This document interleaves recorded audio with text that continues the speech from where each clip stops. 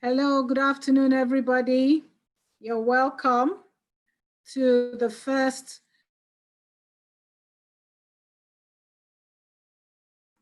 and today we'll be talking about rethinking childcare practices. What are the best childcare practices for Nigeria at this time? The whole wide world is already thinking, and some have already started, putting things into place. And we're saying, since the government is still considering what is the best practice for us right now, we ourselves as practitioners need to rethink what we ought to be doing at a time like this. And I have with me today two of my proteges, two of my dear proteges. We met about 11 plus years ago when I introduced the childcare professional training for childcare workers in Nigeria. And it was a very interesting meeting. So I have with me today as co-panelist, Mrs. Mary Ohagwashi of Gemseed School. Thank you. You're welcome, Ms. Mary Ohagwashi. And we also have Alaja Ganiat Shoremi, the MD and CEO of Pivot Model College. Can you please unmute them now? Thank you. I will start by sharing a few thoughts in my mind that has been going on in my mind. I'm sure you can see can you see my screen? And one of the things that have been going on in my mind is, one of the first questions I asked myself was, why rethink childcare practice? Why do we need to rethink this practice? And one of the things that readily came to my mind was, how did we survive as young children? How did we survive as young children when we were growing up? What did we do? What are the kinds of things? And I remember that I used to play a lot in the garden, and I used to make things like use a hibiscus flower to make soup. And we actually went and got my mother's cassava flour that was made into a pudding, which we call eba. And we did make a lot of these things, and we ate them and we survived. We did not die. But you ask yourself, what is it about child practice that is so different today? And you will be thinking of, children are more sensitive than adults to health issues, particularly the effects of toxic chemicals in the environment. Another reason is that health effects from exposure to environmental toxins may not show up for years or even decades. Another reason is that up to 1/3, research has shown that up to 1/3 of childhood illnesses are due to environmental causes. Also, young children have more years to develop diseases from early environmental exposures than adults. So we need to take precautionary measures. If we cannot take preventive, because another reason is that they have to build their immune system. And my information is from Green, and I give credit to Green Cleaning Toolkit in the United States.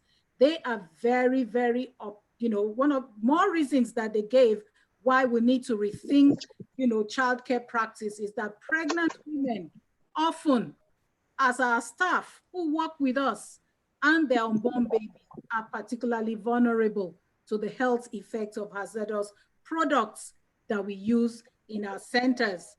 However, exposure to common childhood infectious disease in early childhood is more important to build immunity, like I said. But we need to now begin to see and think think about the steps we need to take to improve childcare practice.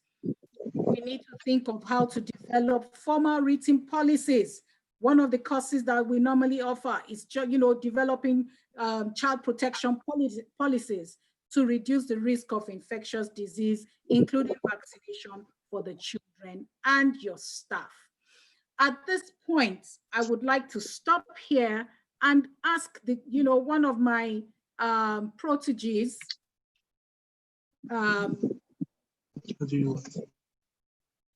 Alaja Shoremi, and I would say to her to take it off. I don't know if she can share her screen for now. Can you please unmute Alaja Shoremi and permit her to share her screen? Thank you.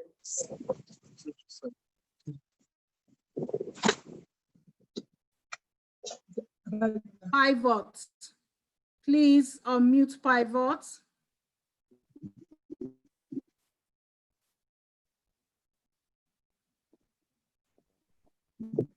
Can you please unmute Pivot? She has been unmuted. Pivot, please unmute yourself. Can you hear me? You unmuted Muriel Hagwashi. I said Pivot Model Academy. Sorry about that.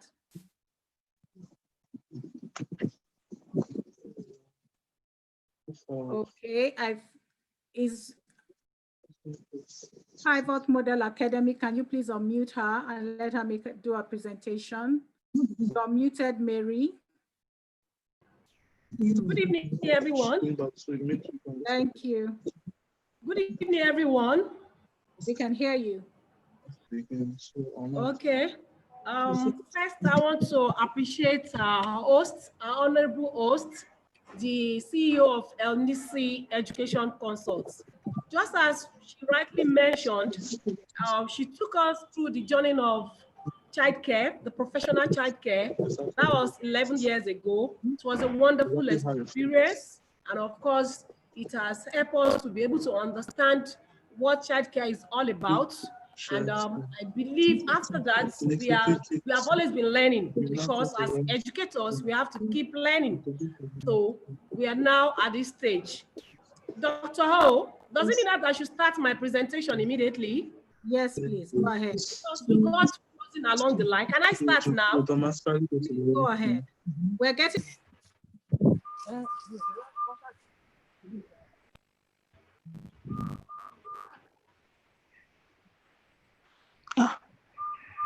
Okay.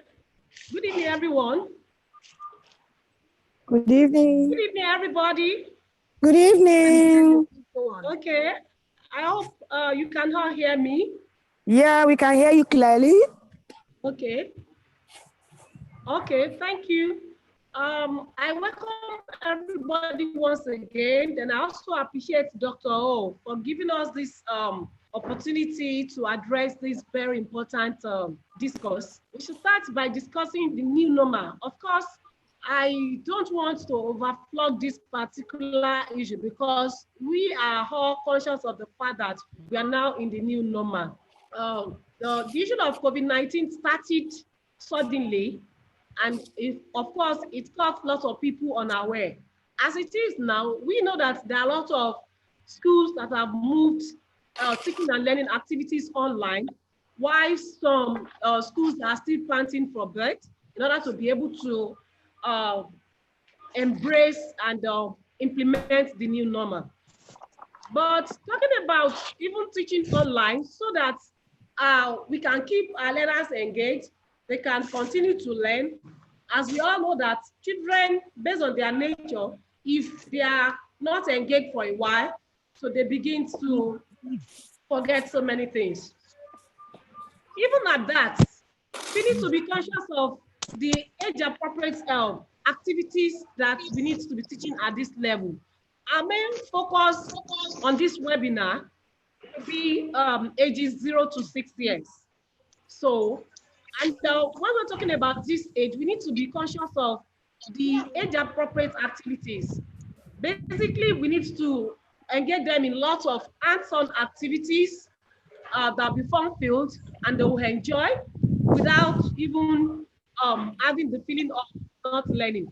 Lots of schools have been using different platforms to engage their learners through the Zoom, Edmodo, Google Classroom, Classroom Dojo, and a whole lot of others.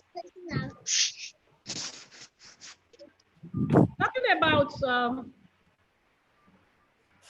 about this teaching, there is one important fact that we should not lose focus on, and that is the fact that it is very, very important to enlighten our parents on strategies of complementary efforts. At this stage, whether we like it or not, our parents are now like our assistant teachers. They face a lot of frustrations just as they report to us about the activities of the children. But now is the time to ensure that we constantly stay in touch.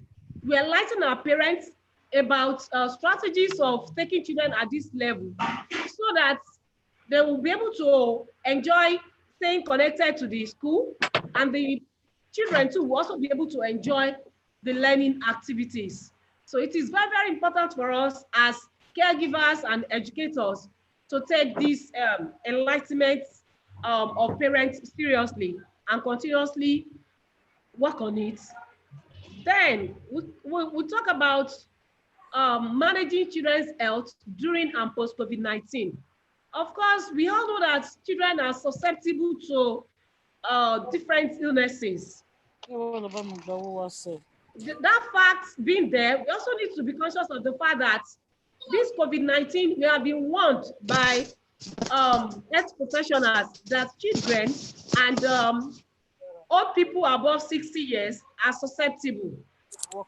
That is the reason why we need to understand that taking their health seriously is very, very important at this time and even after the COVID-19. And that is the main issue that we are talking about. Definitely looking at what should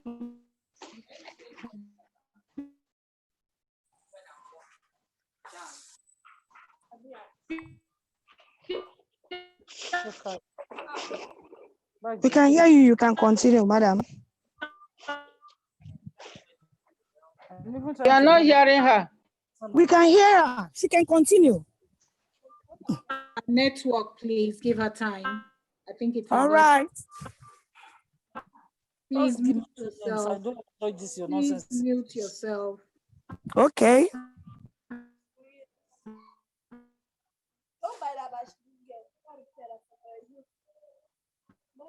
Preparation for resumption.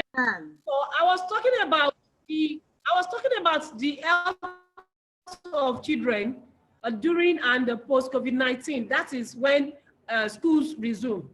I just want to bring one important point here, that it is normal for us to begin to look at it that, okay, we've heard about different things that we need to do in terms of preparation for resumption. But we need, which is about rethinking the childcare practice. We need to understand that it's not going to be business as usual. We need to understand that we must be conscious of those things that we need to provide, and not just in terms of providing those things, but understanding the effect of those things. For instance, if you talk about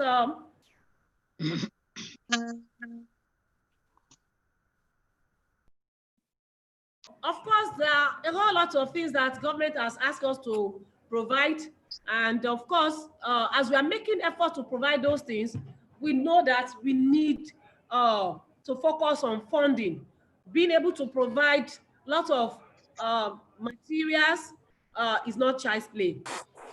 For instance, I'm still going to discuss other items, but at this stage, I just want to point out something, and that's the fact that school owners or educators and stakeholders need to think about ways of reducing the cost to the barest minimum. For instance, as part of our activities, we have taught pupils how to make a face mask, how to make hand wash.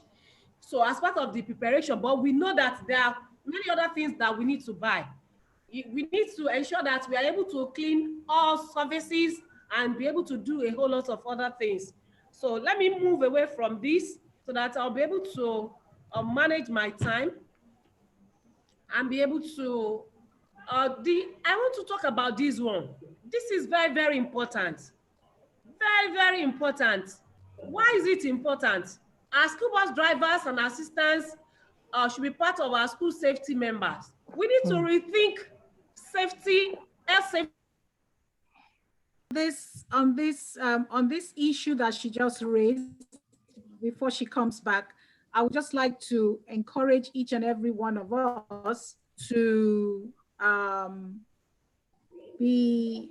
be more vigilant when it comes to using your, your aids, like your drivers and your, the bus drivers and the bus assistants as school safety members. You need to be very cautious with that. Those are issues that we're going to be, trashing out in the open, because really, first is you have to make sure that these same people are not going to be interacting with so many people that may get infected. So you need to be doing a regular checkup of your staff on a very, very regular weekly basis as advised internationally. Can you unmute? Is she back? Yes, I'm back. Yeah. I am back. Can you hear me? Yes, we are. We can hear you. Okay. I'm very sorry, it's network problem. I'm trying to see if I can shift from this particular network to another one. I'm still working on that. So as I was saying, the school bus drivers and assistants are our first point of contact. And of course, we need to train them adequately so that they'll be able to understand the importance of their roles as the first point of contact. When they get to different homes to pick children, they need to understand that the first task before them is to be able to use the infrared thermometer that has been given to them to check the temperature of the children that will be allowed to get on board. If a child's temperature is beyond 37 degrees Celsius, definitely the school bus driver must not compromise it. No matter how, we need to continuously engage with our parents, enlighten them, explain to them the importance of their cooperation if something like this comes up, so that they will be able that we are trying to protect our collective interest. It is also an opportunity for us to begin after the bus driver and as the next point of contact, that is talking about the main entrance.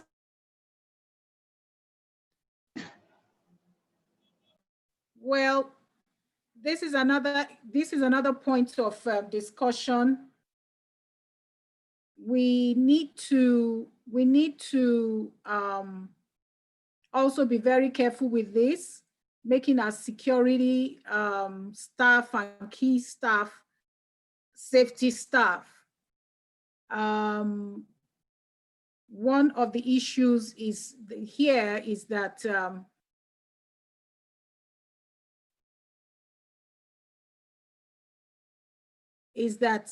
if you make them safety, if you're going to make them safety, your safety staff, then you have to make sure you must get them trained. You need to make sure you get them trained, get everyone trained. Whoever you're going to be using as health officers, you need to get them trained. While she's trying to sort out her network, I think I will invite, if she can stop her screen sharing now. Let me see.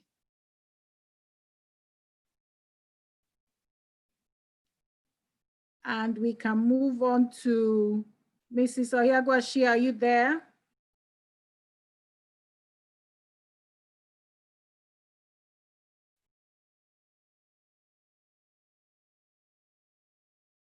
Mrs. Oyagwashi, Mary? Yes, I'm here.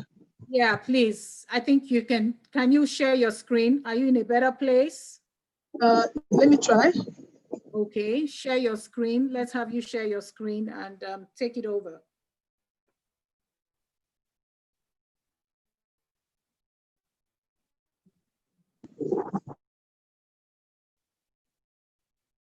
I can share your screen for you. Enable, can enable. So thank you very much, Dr. O. Thank you for this opportunity to be your guests in this very important discourse. I also want to appreciate the input you've made in my journey as a childcare professional. It was a point I was like, this is what I want to do.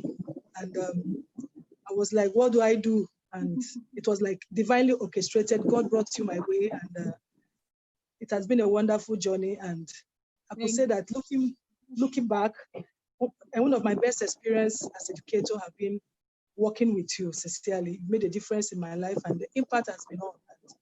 I can tell you that some of those parents that I met after your training, some of them, they are still with me till today. And when I ask them, why are you still here? And one of the things they keep saying is our care element, our care element. I appreciate what you do for children. And sincerely, in my environment, God has made me a leader in care.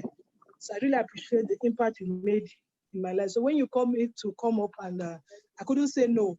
So thank you very much, Mrs. O, for the impact you are making.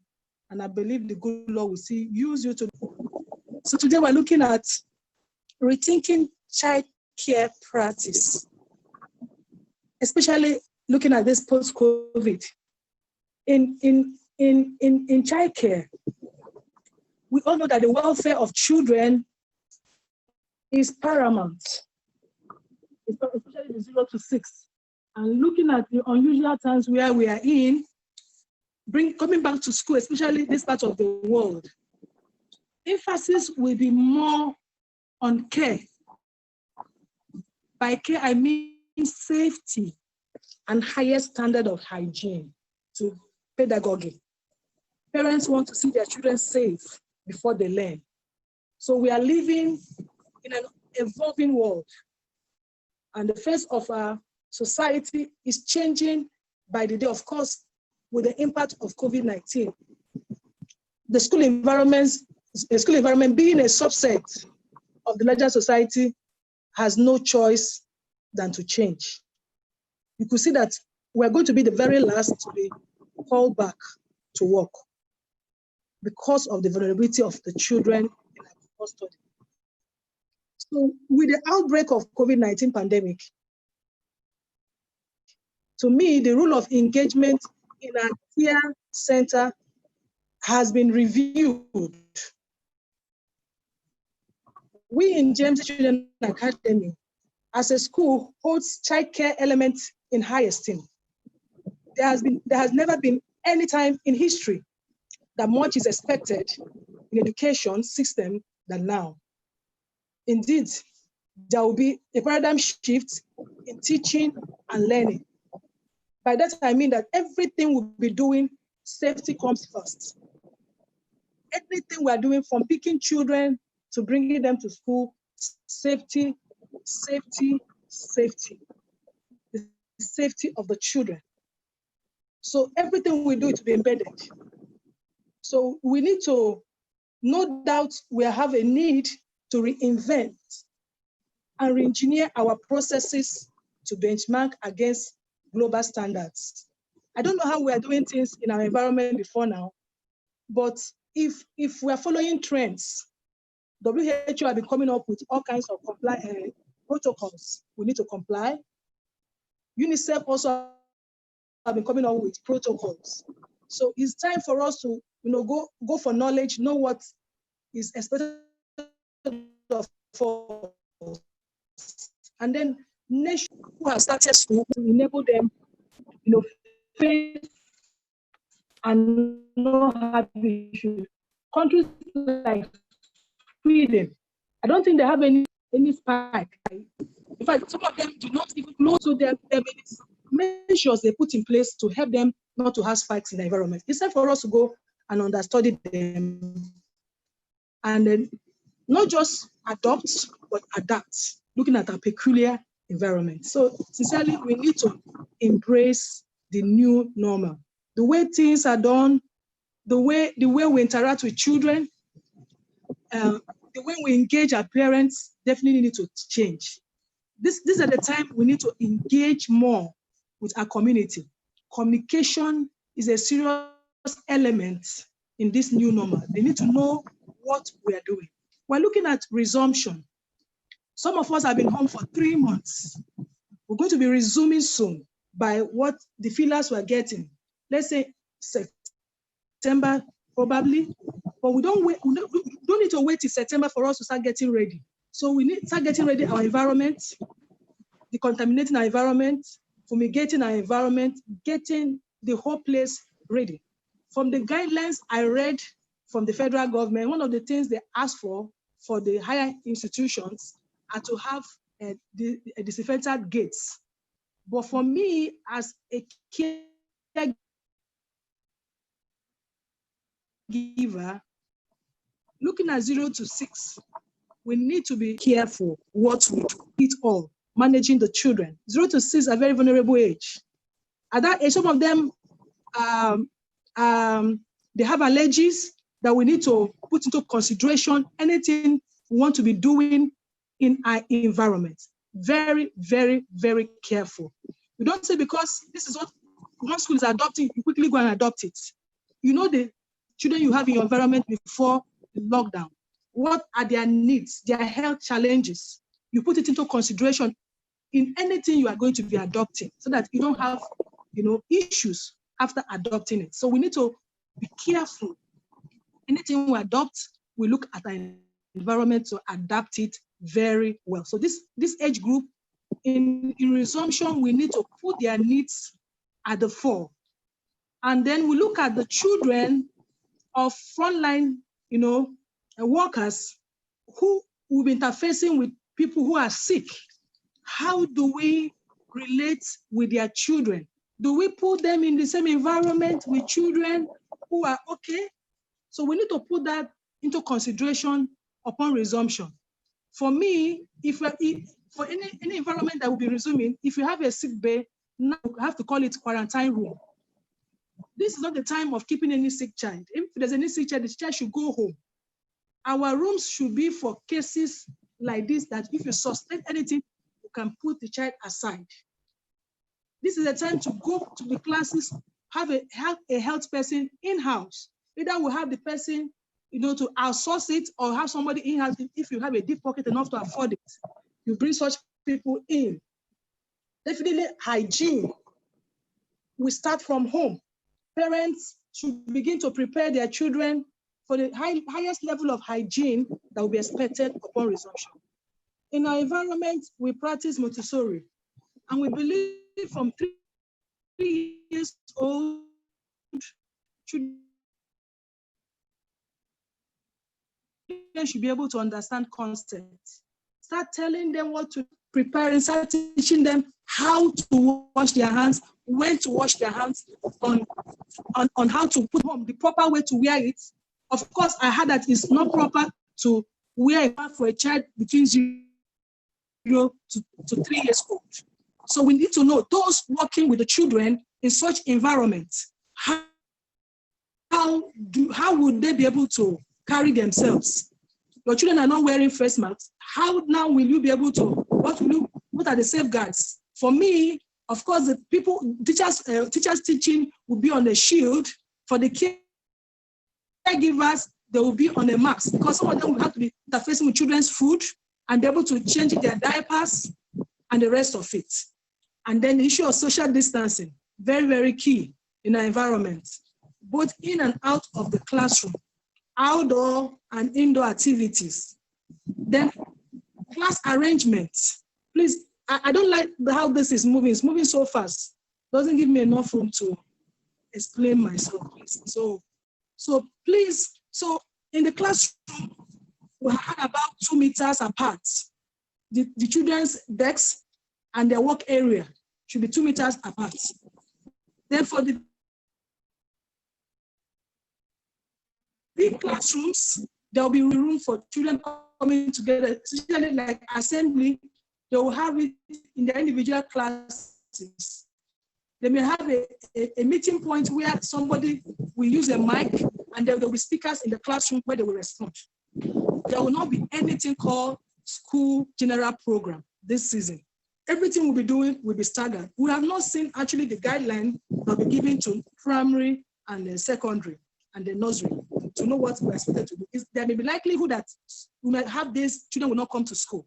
I don't see us having children coming to school from Monday to Friday, but keeping our fingers crossed, if they come to school Monday to Friday, we are assuring our parents the children will be kept safe and there will be room for highest standard of hygiene. We have started our training for our staff, the non-teaching staff in particular, because they're the ones that will be doing the cleaning, regular cleaning, and all that. Then even the teachers. So this emphasis for this school year or term before we close for the school year, the emphasis will definitely be on the highest standard of hygiene and safety of the children, more than even learning. Please, if you could go back to the immunity on the food, and we're encouraging our parents to, before the children comes back to school, let's work on boosting their immunity. There are food that children will eat, they can interface with their dietitians. What can they give their children this season?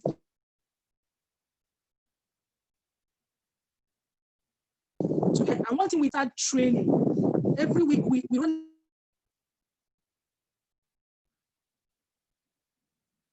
Please unmute yourself.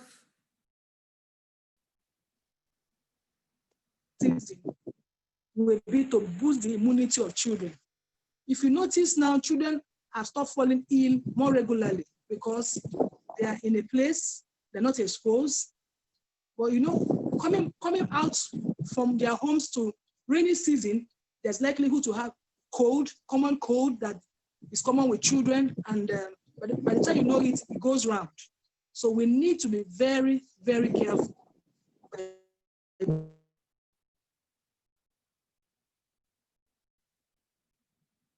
Before coming back to school. So it's with the engagement and enlightenment program. Then also, remote learning. Definitely, we have already started remote learning now that we are at home. But it's possible that many of our children may not resume. Why? Some of the parents are paranoid about, wow, this matter, the infection is increasing, death rate is increasing, and discharge is decreasing. It is increasing, infection is increasing, and discharge is decreasing. So many parents will not want their children to go back to school, especially those who have underlying cases. So we also have a plan B to continue to do the online learning. And also, if the government can see that children will not come to school Monday to Friday, definitely the days they will be at home, learning will continue. So remote learning, exercises and communication is ongoing and will continue when we resume.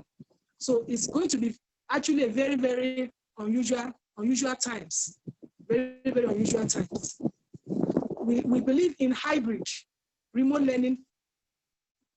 Even when the children resume, we're not going to trash our online learning. We're going to make it a hybrid thing. And even when the COVID have come and gone, we're going to continue. Why? We don't know what next will happen. So any proactive school should consider virtual and remote learning and make it a hybrid in their environment. And then we never know what will happen. And then we are hearing that this particular season there are going to be a lot of rains. And we know in our environment, we are prone to floods. And we know some of the flood I'm already seeing is a pointer that we may even ask the parents to keep the children safe at home. So post-COVID resumption plans, keeping the parents abreast of protective measures put in place for resumption and ensuring children are carried along from home. It's important that the children we are planning for should know why we are planning for them. The sense, the importance, why we are planning certain things to be done for them, because some of them will refuse when they resume school and like, what is going on here? So parents should start planning from home. So a lot of engagements, meetings are going on in an environment to ensure that we'll be at the same page with our parents. Please go back to the other slide. I'm not done, please. So safety training for all staff.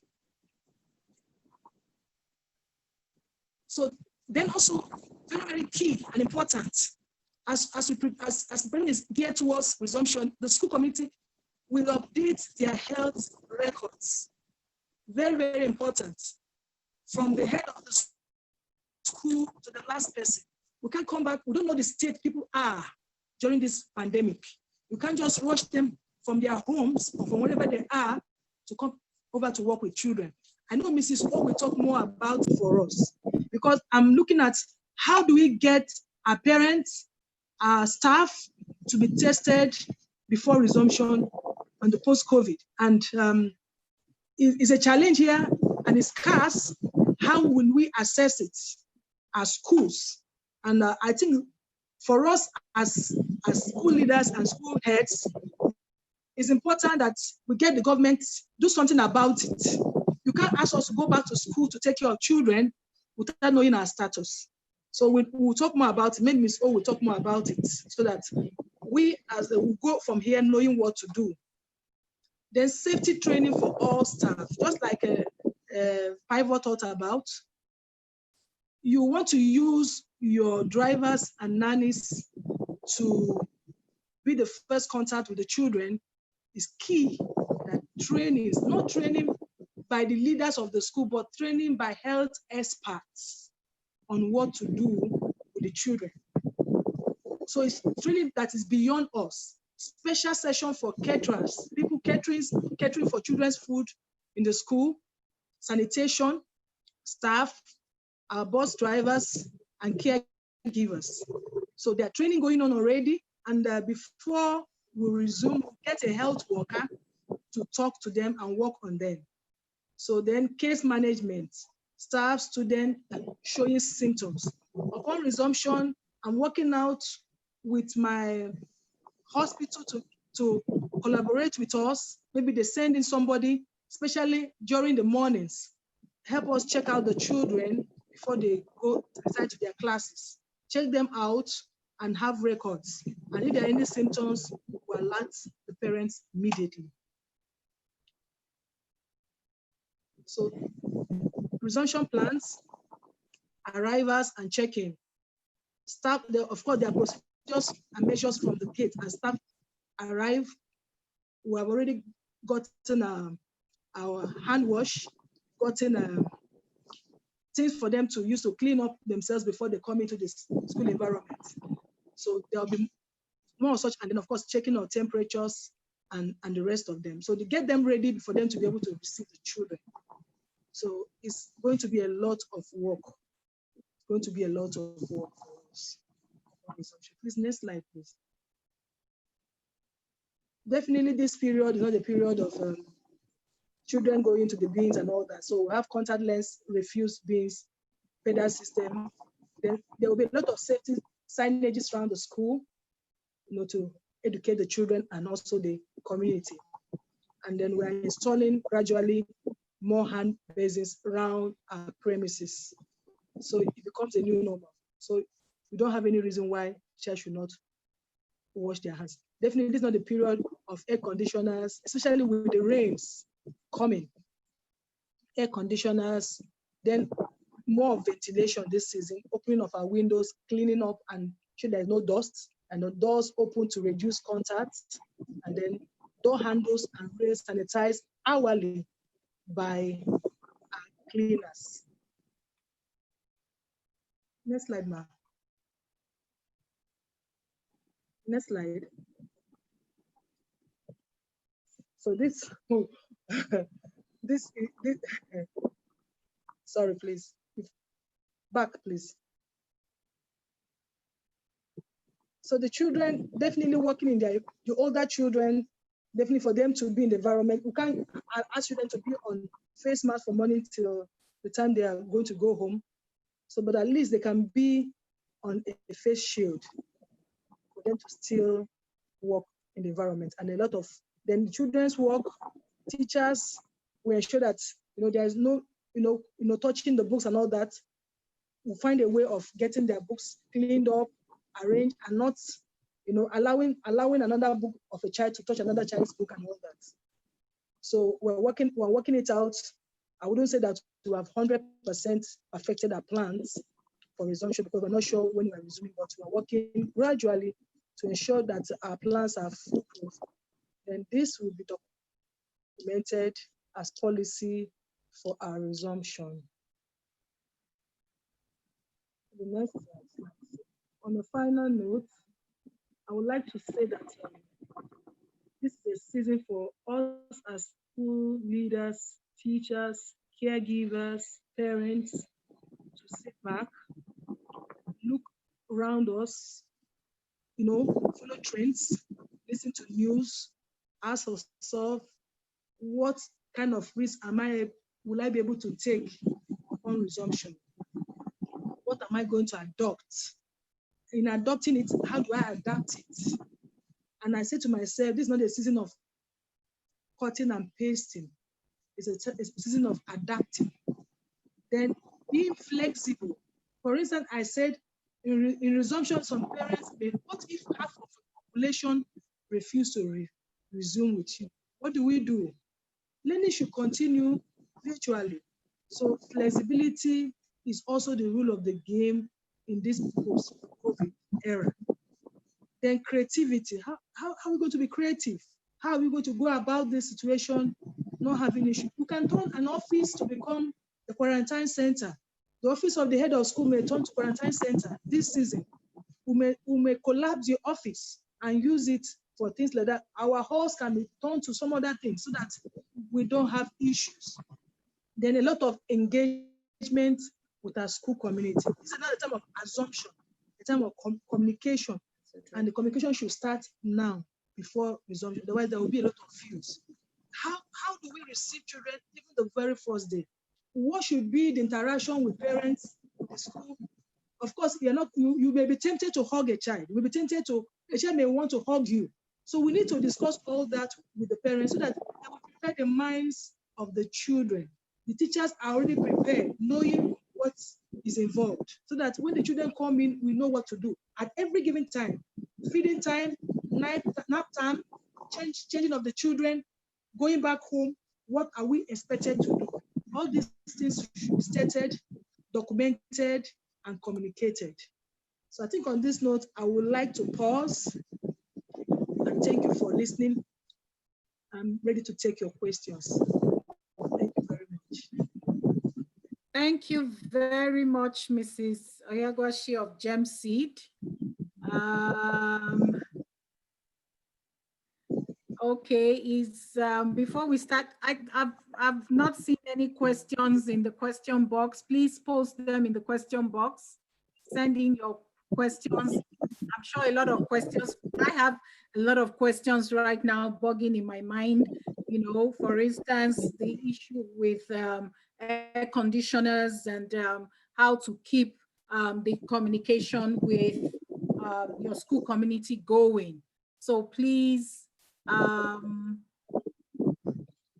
hope those in the attendee group, you can hear us. I hope those in the attendee group can hear us clearly. If you can, just click on the reaction button and let me know that you are fine, that you can hear us clearly. Well, is Pivot here now? I was talking about the drivers, assistants and others as school safety team members. And basically, we're looking at the fact that these people are very, very important at this stage. And we should train them to understand that they should not compromise at this level. So based on that, we need to train them. And apart from that, we also need to have the school safety team well trained. we talk about the school safety team, it involves all members of staff. And not just that, it's also important for us to begin to rethink those who should be part of our school safety team. For instance, it will not be out of place if not have a nurse who is the standby staff. Then we could have schools teaming up to be able to probably employ a nurse that can go around from one school to another, and of course, even pediatricians, so to say, or other healthcare workers, so that they'll be able to assess things better and be able to look at the health situation of our school from holistic perspectives. So that is on the issue of the school bus drivers, the assistants, and others. So then the next one, the security staff. Talking about security staff, normally the security staff supposed to be at the main entrance to the school. It is also expected that we should ensure that we plan for other members of the school safety team to be part of the people that will be at the entrance, who will now act as the first or second point of contact. First point of contact if we are talking about children that are not on school buses. And second point of contact for those who are on school buses getting to school, they should also go through the process of being tested using the infrared thermometer. And once it is detected that the child has a temperature that is above 37 degrees Celsius, that child should not be allowed to stay in the school. Probably the child can be taken. That is if the child has been brought to school mistakenly by the school bus. So that is when we need to put that child in the sick bay and not to mingle with others while we contact the parents to pick the child. The next slide. Okay, the next slide is about another aspect of our preparation. That is the importance of disinfectant tunnel and machine to the overall protection of everybody. Yes, disinfectant tunnel is quite expensive, we know. I think it costs like 900 to 1 million naira now. So for big schools or big organizations that can afford it is good. But for those who couldn't afford it, maybe you can have a humidifier like what I have on my screen here, or probably the disinfectant machine that costs between 60 to 70,000 naira, which should also help if used judiciously. But the other point that we really need to understand is that this is the time that we must not be too conscious of our bottom line. What I mean by that is that we should not be too conscious of the population that I don't want to lose this parent, I don't want to lose that parent. The first responsibility expected of us at this stage is to begin to enlighten our parents constantly so that they will know the importance of this, because the fact of the case is that we need to protect ourselves, we need to protect the school. You don't know where these children have been to. Some have gone somewhere else for holiday. Some are, they've been having a lesson teacher, while some attend lessons in their neighborhood. You don't know. So it is very important for the school to put the necessary health-wise in place to resume. It is still easy at this stage, but by the time schools resume, that is when we begin to see the reality. You begin to see parents who just want their children to be in the school, because whether we like it or not, we also need to be conscious of the fact that just as we have some parents that are still scared about their children going back to school, we also have children that we also have parents who want their children, who are tired of being forced to stay at home. They want their children to be in the school. Yes, we also want them to be in the school, but we need to understand that the overall interest of everybody must not be jeopardized. So what it means, the reason why we are saying all this and the main importance of this particular topic is the fact that we need to rethink our child care practice. Why do we need to rethink it? If anybody decides to compromise or relax this health policy and other things around it, God forbid, nobody prays to have any crisis. If a child comes down with COVID-19 in any school, automatically NCDC will be alerted, such school will be closed down for like 3 months. That is the fact on ground now. So it's beyond talking about I have all the equipment, I have all these. You have those things. You must ensure that you are active so that your people will be able to implement it to the letters. And you also need to stay vigilant so that we will not leave anything, we will not take anything for granted, and we don't want to have crisis on our hands. So if it happens, it's not a good name for such school. It can lead to a crisis, and such school will be closed. Imagine we've been on holiday, this COVID-19 holiday for the past 3 months, and of course, schools may not even resume even in the next 2 months. So that is 5 months already. So if we have to go through this sacrifice, and at the end of the day, due to any carelessness, the school will now be closed. God forbid, but we need to be very, very careful. Then the use of face mask. We also need to be conscious of the fact that face mask is not compulsory for children that are below 6 years. We should rather encourage constant washing of hands. We can even come up with a kind of experiment to teach our children the importance of hand washing. Apart from teaching them how to wash their hands, like for instance, in our school, we taught them we taught them to understand the importance of hand washing through a simple experiment with 2 bowls. One has the dirty particles in it. The child dips the hand into the dirty particles. You see the hand comes out with the dirt. Then the child puts the hand in the liquid soap. Then put the hand back in that dirty water. The dirt will naturally move back. So which is emphasizing the importance of washing hands. It's also a way of re-emphasizing to these children such that they too will be conscious of it. They will even be the ones that will be, reminding the teacher about washing the hands regularly. So can I have the next slide, please?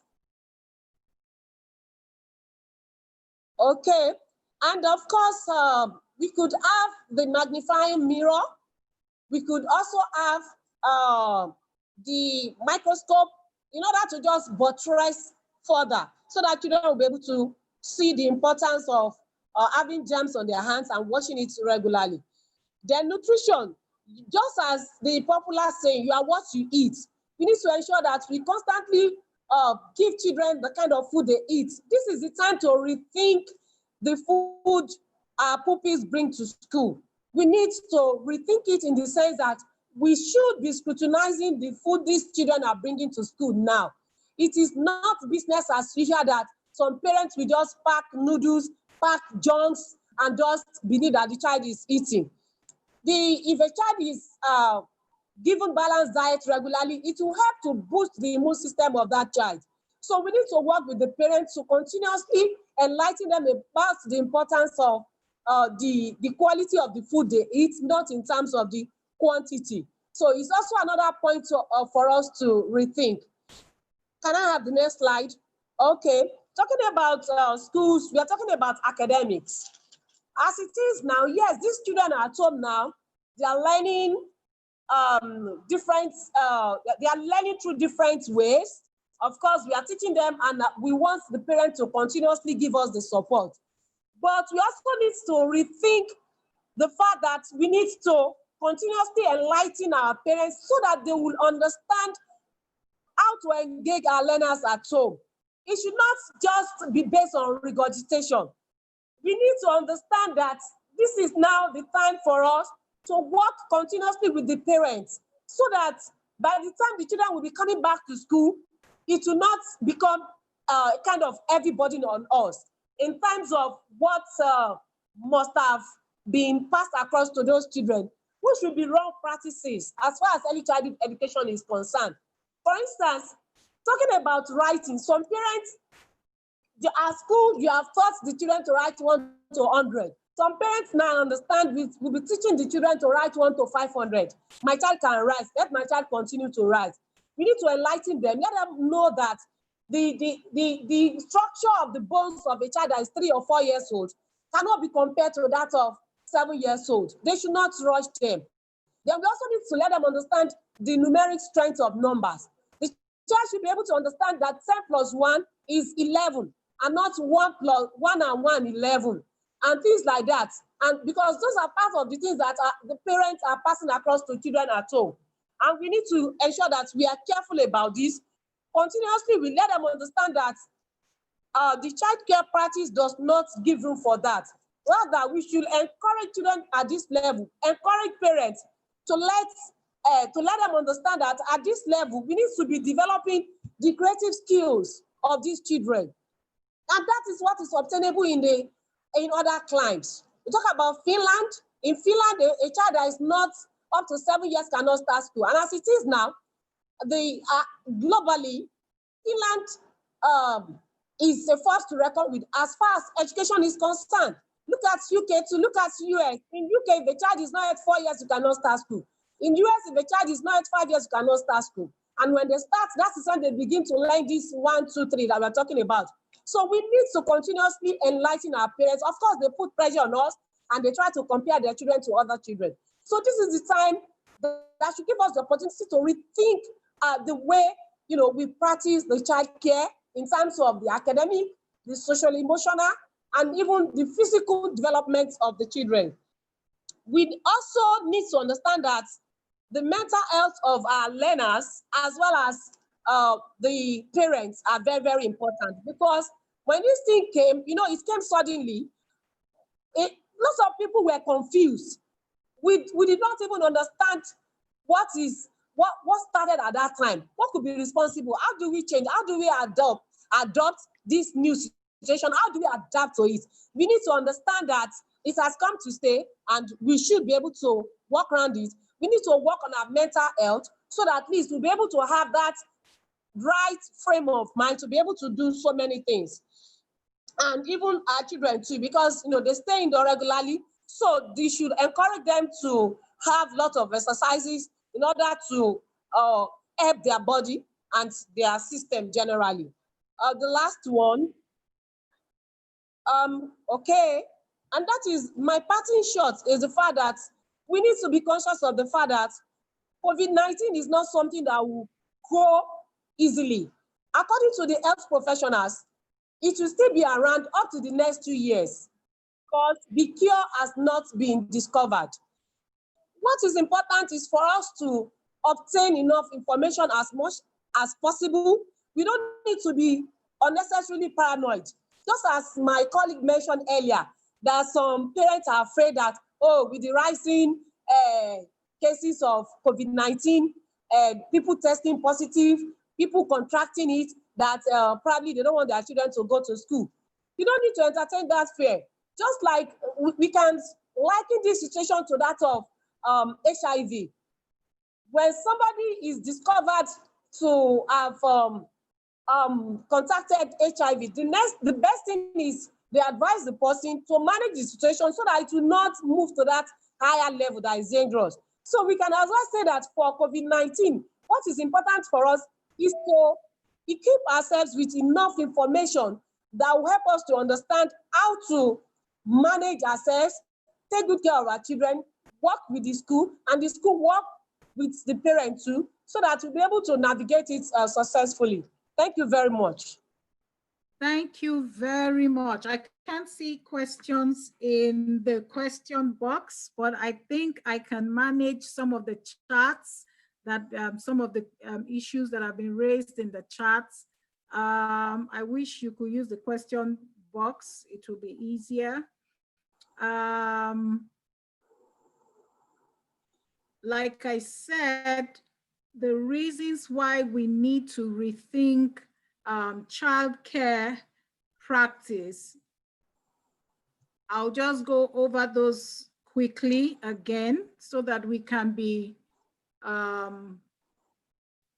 aware of why we are having this discussion and why the discussion must continue.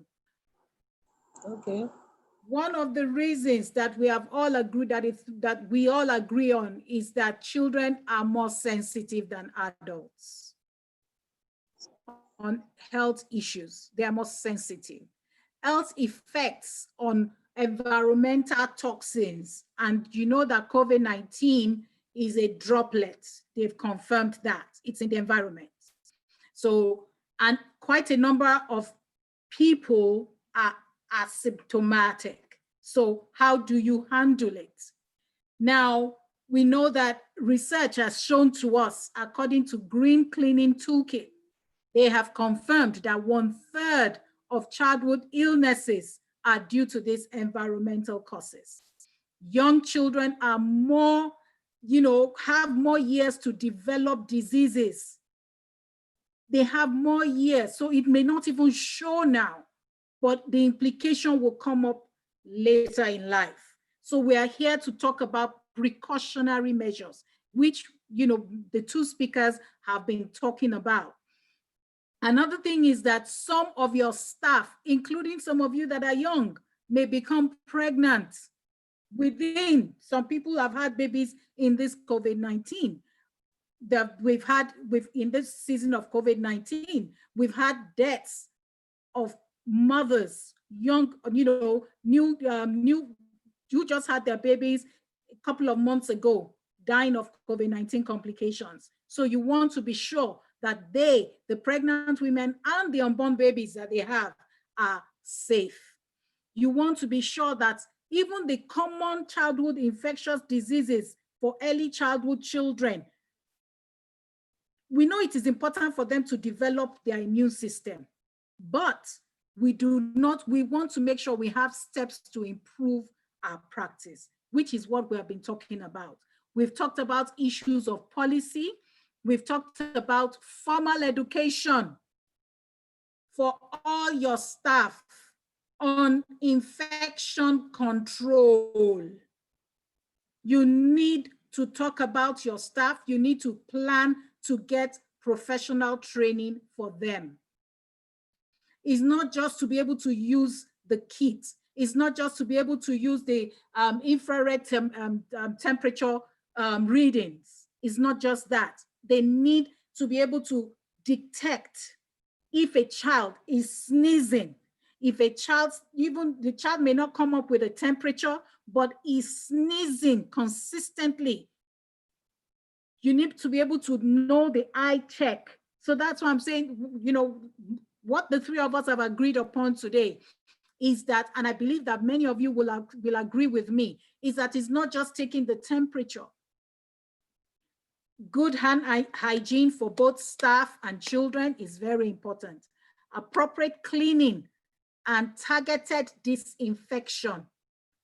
What do we mean by targeted disinfection? You are scheduling cleaning. You have your schedule. You need to plan it now. Plan how your disinfection will be scheduled. And then specifically, the areas that you are going to target: surfaces, toilets, entrances, doorknobs. Those are things that we must have that our staff must also, even our cleaning staff must be trained on how to use a lot of these chemicals. Some children react even to the, what's it called? Hand sanitizers. Some children react to hand sanitizer. You don't want any casualty. So you want to be up to date with your game. Also, you want to be able to separate food preparation, the staff that is handling food preparation from the staff that is handling toilet cleaning, from the staff that is handling diaper cleaning. The staff that is handling diaper cleaning can no longer handle food preparation. Please. We cannot say this enough. I cannot say it enough. Every webinar I have attended, I have facilitated in, I have said, look, I know what we do to cut corners. I know what we do to save overhead. And like, my facilitators today and my guests have said today, that you cannot afford to think of your bottom line alone. Just all you need is one case, and you will see what happens to your school. just one case. So you need to separate the staff, one part, even the staff that accepts the children, the bus driver, even if the bus, you've trained your bus driver and your bus assistant to take the measurements, you still need to check on them. You still need to make sure that even there's a staff, I always say health educators. A nurse can be a trained nurse, not an auxiliary nurse, please. A trained nurse can be, a group of you can come together, particularly if you're within the same location. If you're within Surulere, if you're within Ikeja, if you're within Ikorodu, come together, form a school hub, and then you all agree, put it in a what I call a memorandum of understanding. Form that school hub. One of you choose who the leader is. Talk about what your objectives are on health, on cleaning, on disinfecting. Invite a health specialist to come train you guys. So gather your funds together and then engage cleaning companies. If you cannot, it's better to spend the money and keep your school going rather than cutting corners and then get into trouble. And one other thing is that health and safety plan by the disease control, the CDC is the Center for Disease Control in the United States. Remind your staff of everyday preventive actions. Hand washing with soap and water. I liked what I saw on LinkedIn. I think I'm not sure if it is the University of Enugu or one of the state universities. They came up with a machine that dispenses soap, that also dispenses water.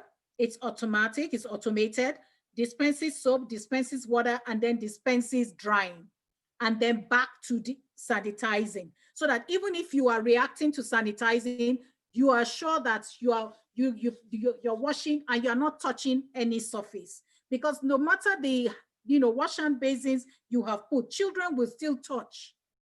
So you also need to, as you are training your staff, you're also training parents, you are training children.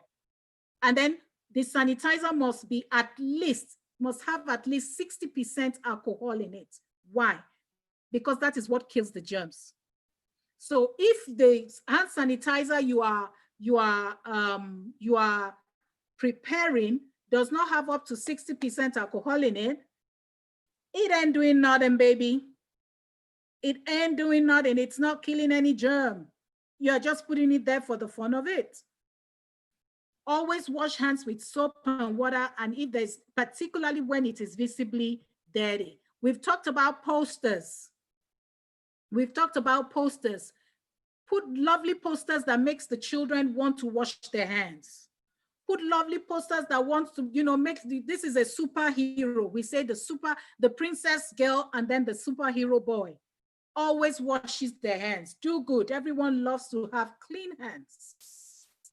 Do good. Wash your hands. You can also even change some of the rhymes. This is the way we wash our hands, wash our hands, wash our hands. This is the way that you can come up with, creative ways where you have your tap singing. There's something that I saw.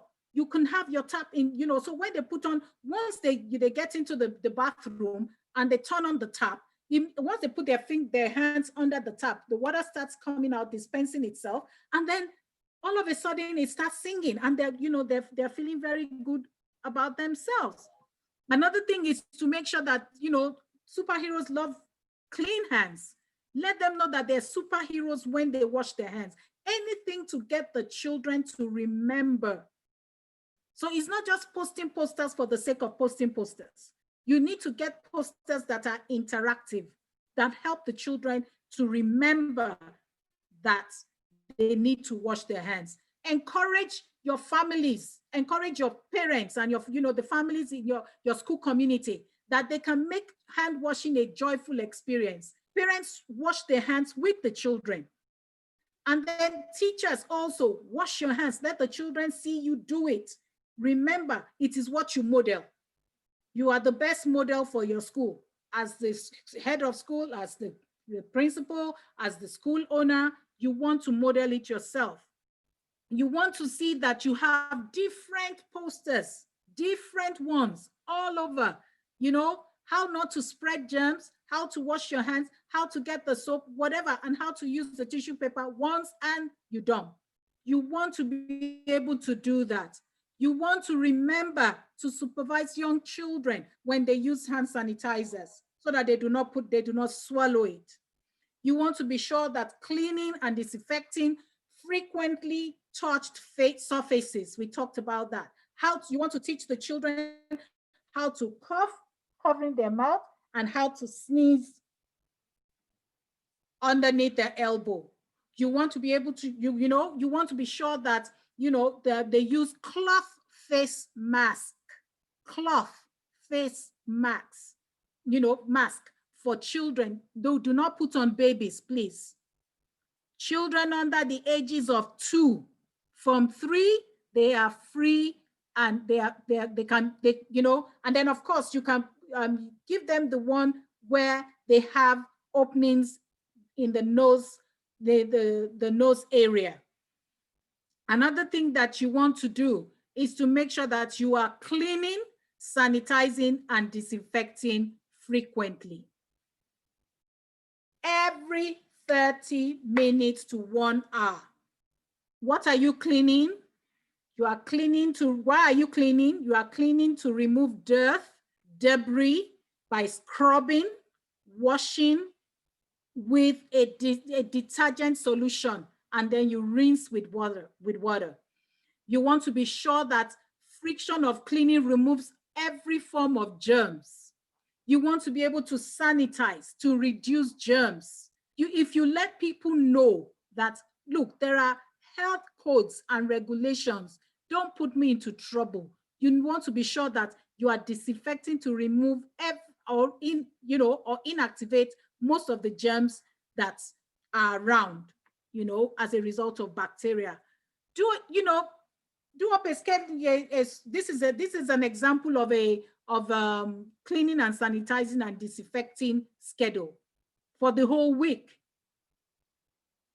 I can choose to have different staff doing it. I can choose to engage.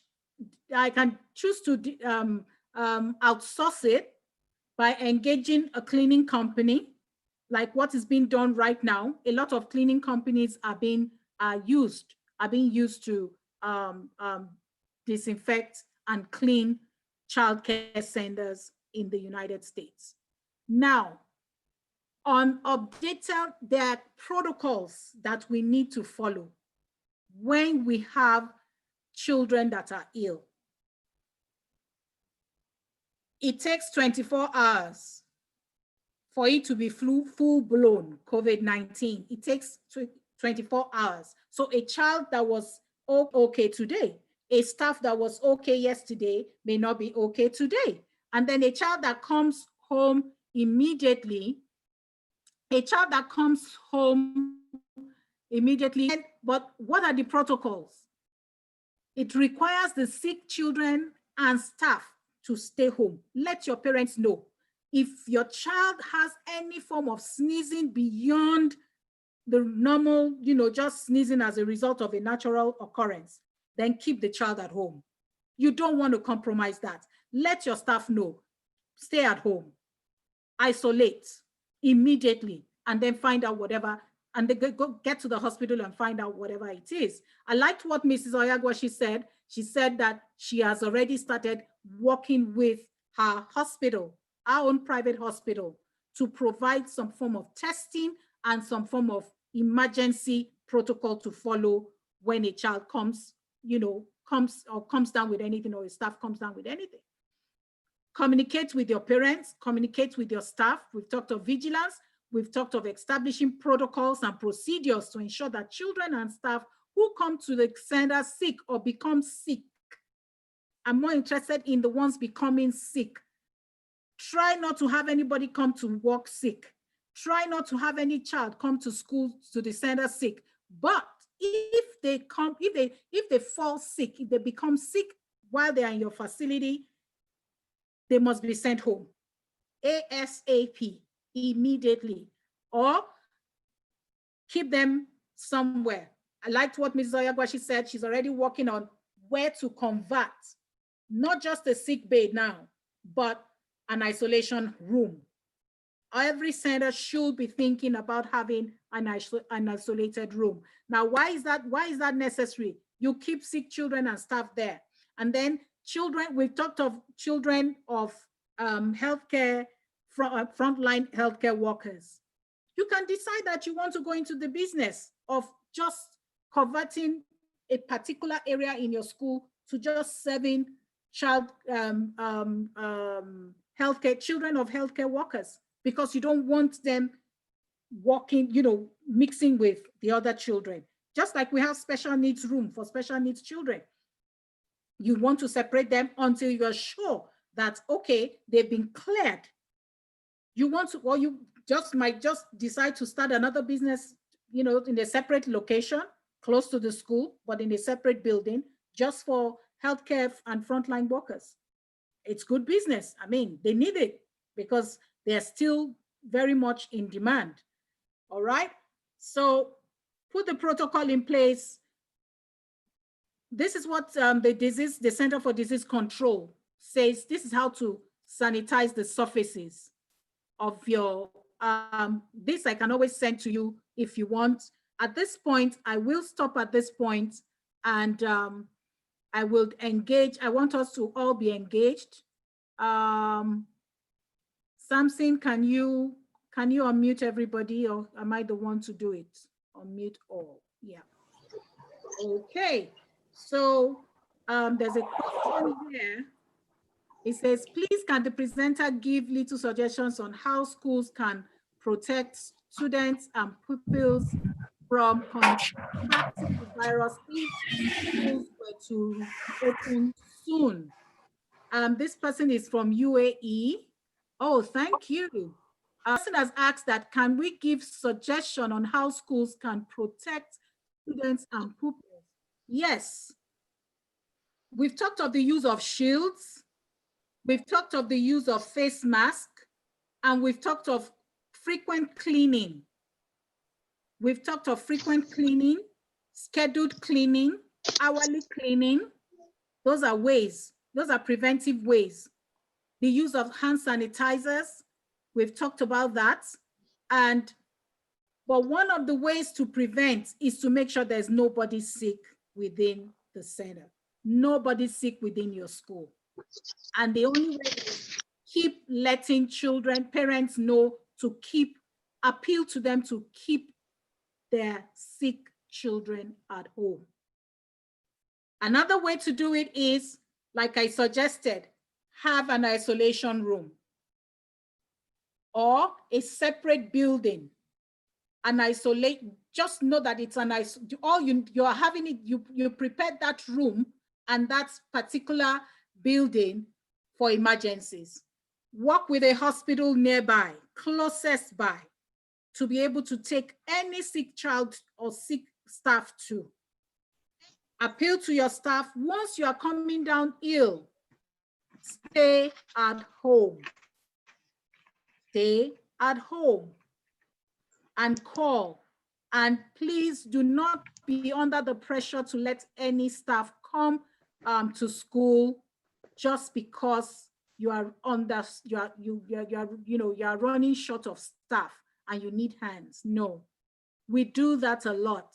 I see it a lot, but I've seen it. I've been there. I've done it myself, but not with COVID. I hope I've answered your question. Who was that now that answered that? Okay. Dayo, I hope I've answered your question.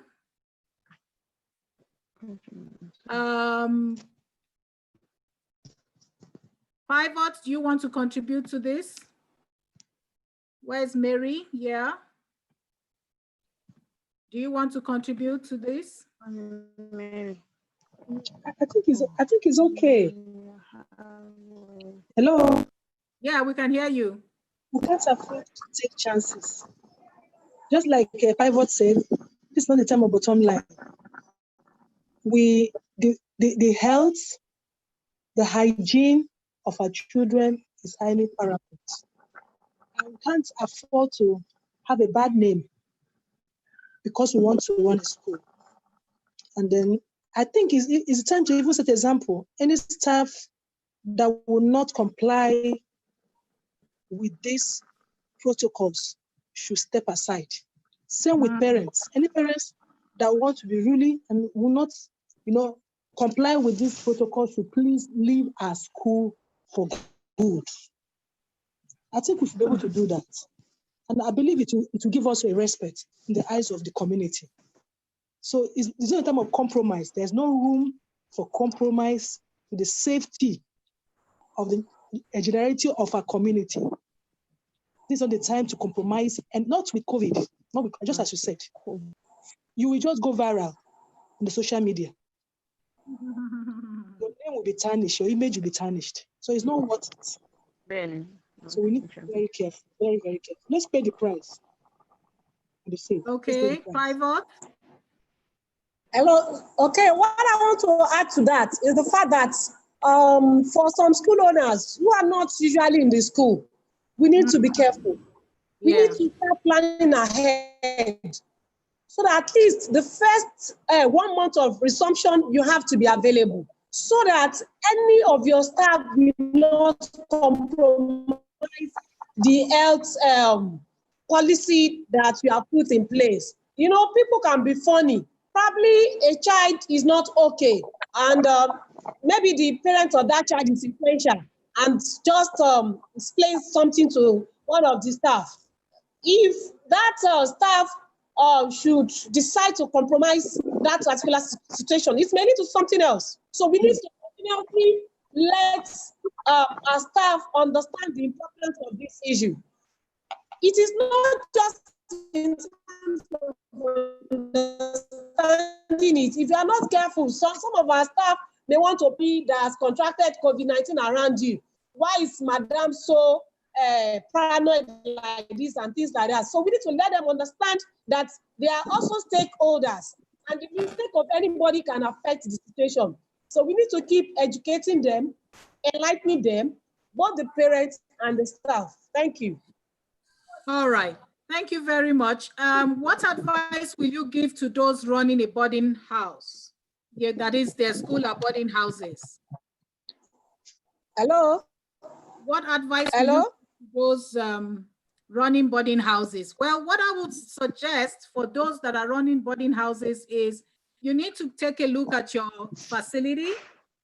What is your boarding facility like? If you are using double bunk, the question is it 6 feet apart? That's one, for social distancing. Or do you want to convert them to single beds instead of double bunks? Single beds, depending on the space you have. Take a look at your space, take a look at your facility, think of how you can. This is where a consultant comes in anyway, because then you can brainstorm with somebody or brainstorm with your staff. If you cannot afford a consultant, then get your staff, the boarding house master, everybody that's involved with boarding house. Think about it. How can we change these double bunks, get rid of these double bunks and separate them into single beds? Do we have the space for it? How can we expand? Do we have rooms that are not being used right now that we can convert to hostels, to dormitories? Those are the things you need to think about. It's in using hand sanitizers and chemicals for cleaning. How do we handle children that react greatly to them? Don't allow them use it. Just ensure that you take them, schedule the way you would schedule your diaper training. The way you schedule your helping children to overcome soiling themselves. It's the same way you schedule their toileting. It's the same way you're going to schedule their hand washing. Have on your timetable scheduled time to go wash their hands every 30 minutes, every 1 hour, so while they are outside, of course, when they want to eat, they have to wash their hands. But after they have played with paints and all that, they have to wash their hands.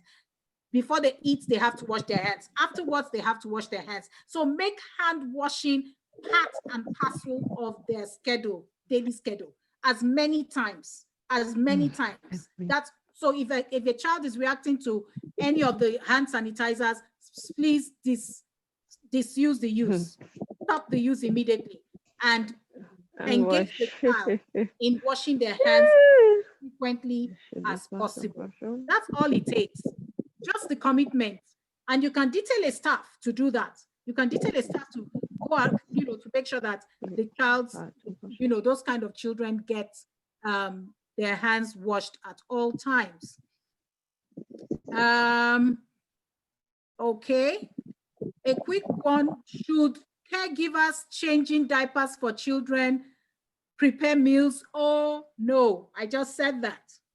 Do not allow a caregiver that is changing diapers to now start preparing meals. It's better you get a separate staff to handle meal preparation and then a separate staff to handle diaper change. If you have, normally you will have 2 or 3 child caregivers within a class, a particular age group.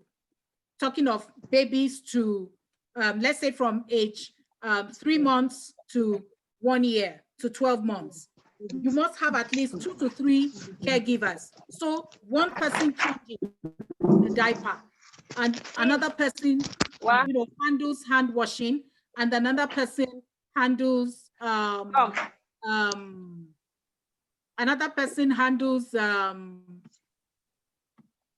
meals, just meals. So they handle meals.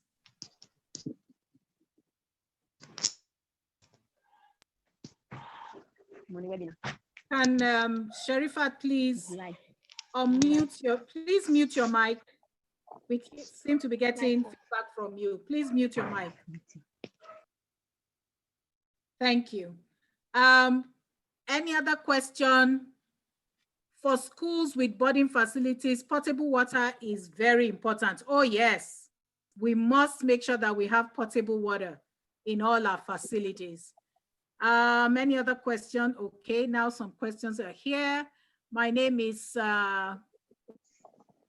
Maimunat from Nigeria.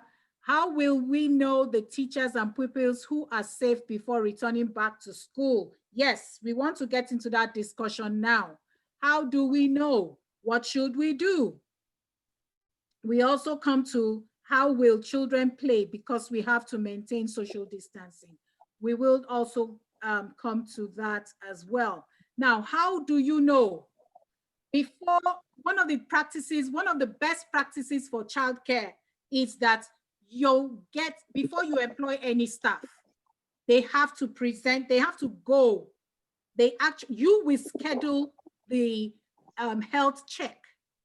You will schedule an appointment for them to go to your own chosen hospital for a check, isn't it? Pivots and Mrs. Ayagwashi, am I correct? Yes, please. Yes.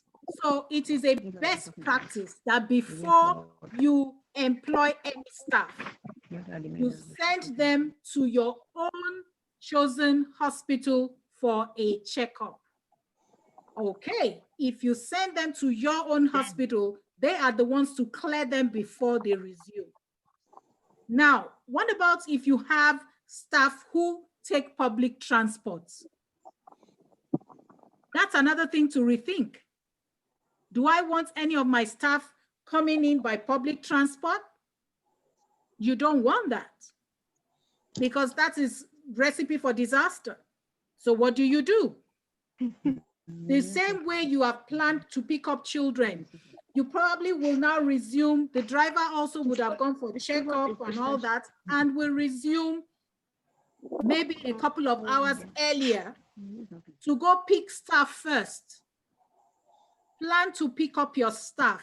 And if you plan to pick up your staff and drop them off, you will save yourself a lot of agony and, a lot of stress. Thinking, oh, did they get home safe? How? Because really, the buses are not going to, they are there to, make money. So they're not going to think of social distancing. They will all struggle and get into the bus. But if you pick them up and you drop them, you will be saving yourself a lot of agony. You will be saving yourself a lot of stress. Any other contribution, Mrs. Oyagwashi and Pivots, on that? Okay. I think what I just want to add concerning that. Hello? Can I go on? Yes. What I want to add concerning that, I want to make reference to the issue we raised earlier. And that is the fact that, yes, we're talking about staff who comes to school by public transport. It's a tough one in Nigeria. And we need to actually rethink it, just as you rightly mentioned. It's also it boils down to the fact that we need to start making that arrangement in advance now, probably through outsourcing such arrangements where it is possible. And of course, it also brings to the fore the fact that we shouldn't exempt the staff from that constant check-in protocol, so that we'll not compromise anything and take it for granted. Then lastly, just as I mentioned earlier, we need to know that as school owners or management staff, we have to, this is the time to wake up seriously to our responsibilities in terms of getting to school very early, so that we'll be able to monitor things, so that no form of compromise will happen along the line. I think that is, those are the points I want to contribute for now. Thank you. Mrs. Ayagwashi. Mrs. Ayagwashi, we're waiting. Any contribution? Sure. Yes, the government, our governments are working hard to ensure that the protocols are observed through the transportation routes. Like vehicles now, I think they carry 2 per seat. And I think that's okay, against 4. So, so with that, there is a distance created in the vehicle. So it all depends on people to be responsible to themselves. People entering buses to be, because some people are coming from very far distances. It will not be realistic to expect the school to pick up the staff for work resume. It will not be realistic, sincerely. People come from very far distances to work, but there are protocols by the state. Yeah, there might be protocol, but you see, you also want to think of, key staff. You may not be able to pick everybody, but your key staff. And then, of course, there's also the idea that you really need to start thinking about is making sure that you begin to employ teachers that are living close to the school. Or tell them to relocate close to the school, walking distance, where they don't have to take any transport. Yeah, it's possible. Another idea is to, see how you can just designate just one bus to pick staff while the other goes to pick children. Those are things, areas of investment, because you are also thinking of expansion, isn't it? You don't want to stay where you are. If you're thinking of expansion, you need to start considering that's the possibility of making sure that your staff really, for the big, any business that needs to grow, any school business now that wants to stay alive must also do things that will attract the right people. You want to start thinking about that. Childcare is one area that we cannot do without. Many people have gone back to work. They are still, demanding. There's a lot of demand. There's a lot of demand, very high demand for childcare. Even teachers want the childcare. They want that, they want that service. So childcare is a very, very necessary service. that can help your business to expand. But it is what you do. What are your practices? People are wondering, how are they picking up their children? How are they picking up their staff? What are they put in place? The humidifier is one of the things that you can use to prevent the students and staff contracting the disease. Once you have humidifiers that trap, the humidifiers trap, you know, and air purifiers. If you cannot get, air purifiers are not as expensive. There are small air purifiers that you use in a room for about 4 to 5 people. You can buy 2 or 3 in and put them in your classrooms. And this helps to trap every germ in the air. And you will see it. You will see all the dust. It traps all the dust. It just traps it, gets it, and, you know, bottles it up in the, you know, and then you can discard on a daily basis. You can discard it on a daily basis. Any other question? We still have the question of play. How will children play? Because we have to maintain social distance. Let me see if I can locate some of the things that I discovered. If I have the slide readily here, is that you also need to plan your playground. You need to plan your playground. And that is where, okay, I think I have it here. Social distancing model. So I will share my screen now so that we can see it.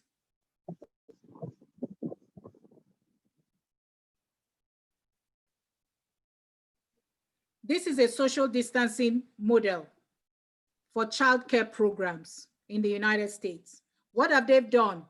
They are saying to us now that as childcare providers, you can have different stations, which is not new to us that are childcare professionals.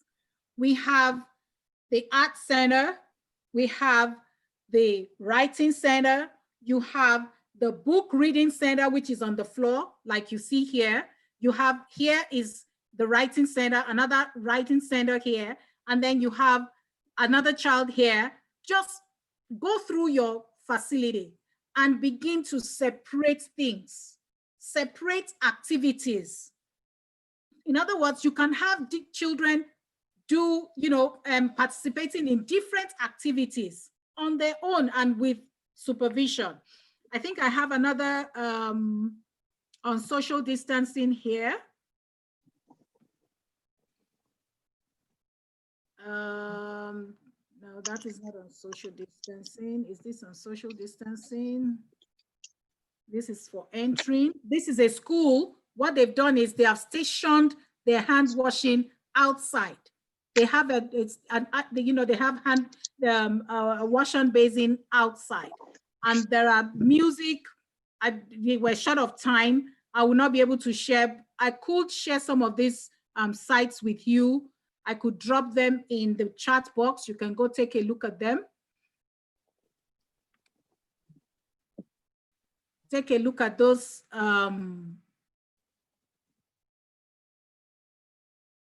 I'll drop it in the chat box later. I'm just trying to make out for time.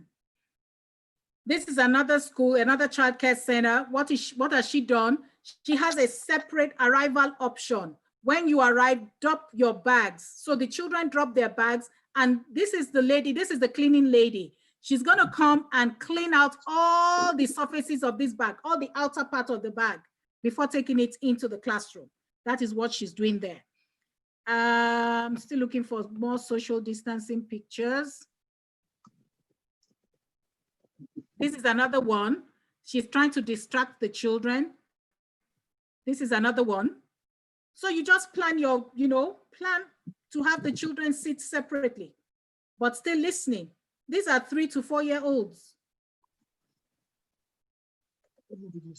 This is another one. While an adult is there, just plan activities where you have just 2 children, not more than 2 children on an activity. And that is where training comes in. so that you are able to maintain the social distancing protocol. This is another arrival. The staff has a shield with a face mask. The children, so this is them teaching the children social distancing. It's something you need to teach. It's something you need to keep practicing. And this is a staff taking temperature. This is a staff taking temperature of the children at the entrance. So really, it's not a one size fits all. You need to know what your facility looks like. You have to go back and take a look at your facility and see that you give, put consideration. Yes, that's why one of the things I always say to people, I'm posting, those are sites of social distancing protocols that you can look at on YouTube. They've come up with so many different ideas of how to pass on the information. And that's why we're here today. And like I said, we don't have enough time to cover up. Our time is actually up. We scheduled 2 hours. So we have just about 20 to 25 minutes left. And I would like us to, any other question? So I hope we have been able to answer your question on how children can play to maintain social distance. There's so many ideas on YouTube. Avail yourself of them. You cannot have too much of it. But the long and short is that you need to take a look at your facility. What is my facility looking like? How can I how can I bring in change? How can I adapt to the new normal? How can I, what can I do differently? Sometimes, in fact, I would say very importantly, you need someone with a thinking cap on. You need to engage a consultant at some point where you run out of ideas of how it works. And the reason why I'm saying that is that sometimes you think you've gotten it all right, and then something goes wrong. It's not just working. You've tried everything, it's not working. At that point, you need to get a professional help. A lot of people always say, oh, I don't need a consultant, I can do it myself. The danger in doing that is that you have only shot yourself in the foot, because nobody has repository of knowledge. Ideas can come from anywhere that can save your situation. Just one idea is all you need, and your situation is saved. But if for one reason or the other, you're so stressed up, you can't think any further, you have a brain block. At that point, what I normally do is I call a colleague. I call another consultant. Look, I'm having a brain block on how to help this particular person. Your question was not answered, Ndidi. What was your question? Can you please repost your question? I missed that. I answered I didn't see your name on, is it the anonymous Play? On Play, there was an anonymous on Play, which we just answered on social distancing. No, you can stay on your different, Ndidi. Can you please post your question again? Can you repost your question?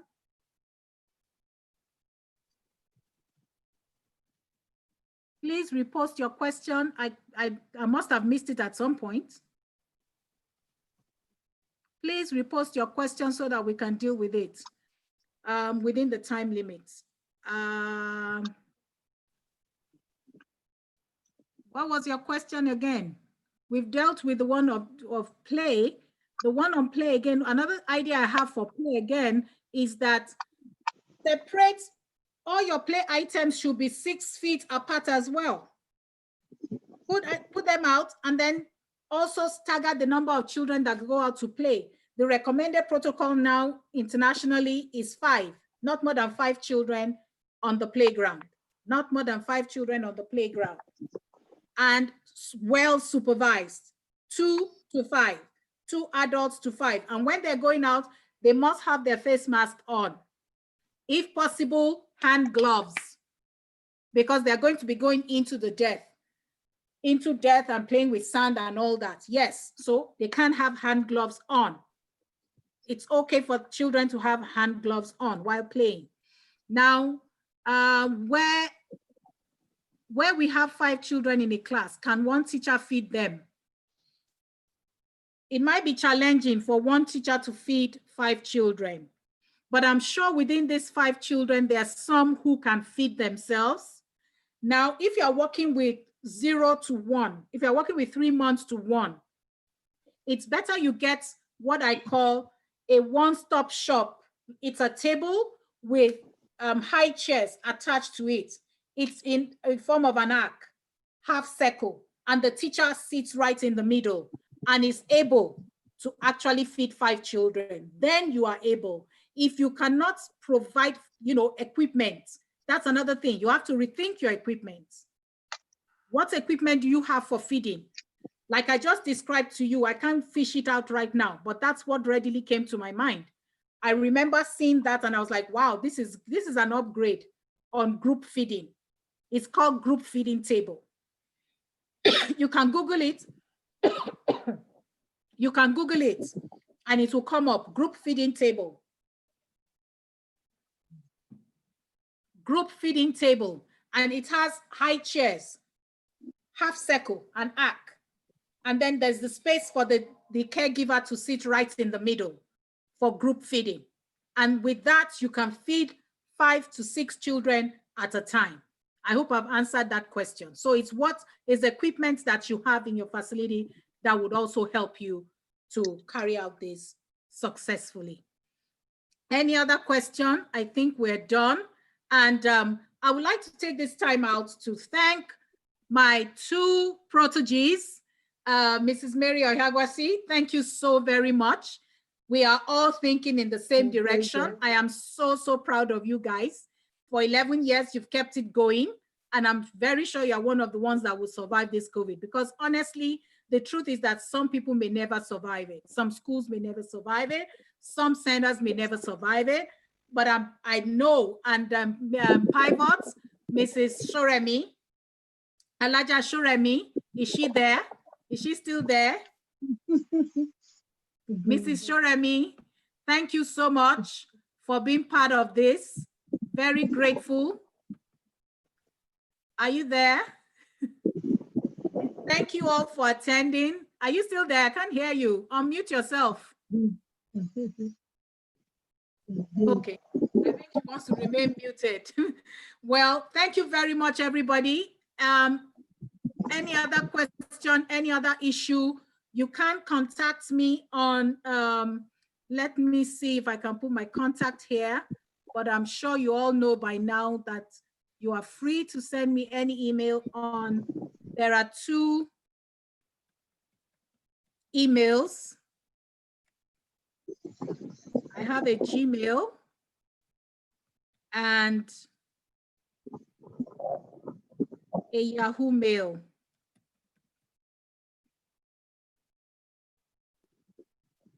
I'm just dropping that right now on the chat box.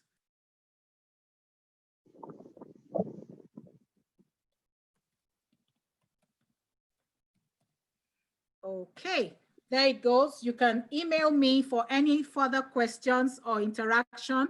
But before we go, I would like to say that in all this, faith comes to play. Your faith in God. You cannot undermine your faith in God. If you place your faith in God, He will help you. He will see you through. He will help you to make sure that, like Mrs. Shoremi said, I wanted to see if you wanted to say anything. It will help you through. But if you depend only and solely on what you know and what you are capable of doing, you will fall short. But when you depend on God, the issue of faith comes into play. These 2 women you see here, they have their faith in God. They have their faith in God. What has helped us through these years is faith in God. You cannot underestimate the power of faith in God. When you place your faith in God, he will see you through. Even if you were to get into trouble this minute, I can bet you the second before that minute, he will draw you out and he will save you from it. So please hold tight to your faith in God, trust God to help you and see you through, and I wish you the best.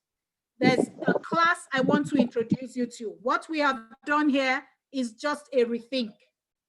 I have a master class, a childcare master class coming up very soon. You cannot imagine what we have just done here. My slides are about, they're over 36 slides. And I was just able to share within this time limit, within these 2 hours, just to be able to share some practical tips. But there are so many other protocols, arrival protocols, international standards that we will be talking about in my masterclass. Also, the full training, if you are a school owner, if you are a childcare center owner, and you have not done the course that these two women have undergone, please avail yourself of them. My adverts will be coming out very soon to take in. I don't take too many people at the same time because I do a thorough job and make sure that you get it right. And you can ask them, they went through the drill. They went through the drill. And we have three major modules. And within those 3 modules, we have 5 to 6 sub-modules that you have to go through in your childcare professional training. Look out for it. I'm very grateful for your attendance today. It's interesting. Maybe they decided to watch from the YouTube because I had almost 90 applications. I had 90 registrations for this course, but I can only see, thank you for waiting till the end. Very grateful to have you. Thank you, Mrs. Oyagwashi. Thank you, Alaja Shoremi. Very, very, very grateful. Hope to see you in the master class, though. Hope you will join the master class. I also have a very interesting guest coming up on Friday. His name is Olakunle Shorion. Some of you must have heard about him. He's a futurist. If you want to have some of the questions that you feel you probably not have not answered perfectly, come on Friday. Your mind will be blown out because he's a Forbes Business Council member of the United States Forbes Business Council member. He's a futurist. His story is so mind-blowing because this is someone who went to our own system. He went through our system. And you know what our system is? Rote. All we do is rote. We only learn by cramming. We only learn by garbage in, garbage out. But post-COVID, it's not going to be the same. You want to know what you should be planning for? 2030. There's a lot about 2030 being spoken about right now. There's a lot of conversation around 2030. UN is planning for 2030. How can we position ourselves as educationists for 2030? How can we position ourselves? This post-COVID is not the worst. There's still more to come. How do you position yourself for 2070? A lot of people are like, we've not finished 2020. You're talking of 2030. Yes, you need to start thinking ahead. Some people are saying okay, maybe I've planned for 2030. What are you talking about that worse is going to come by before 2040, 2050?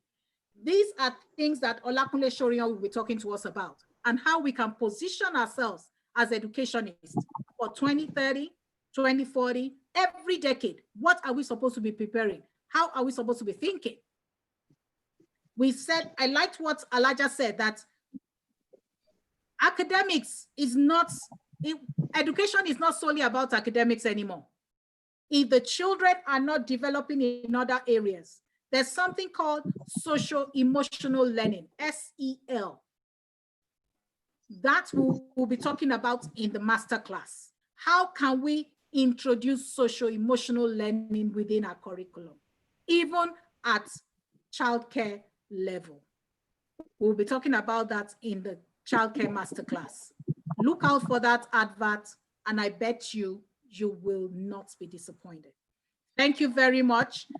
If there's no other, thank you very much, Pivot. Thank you very much, Gemseed.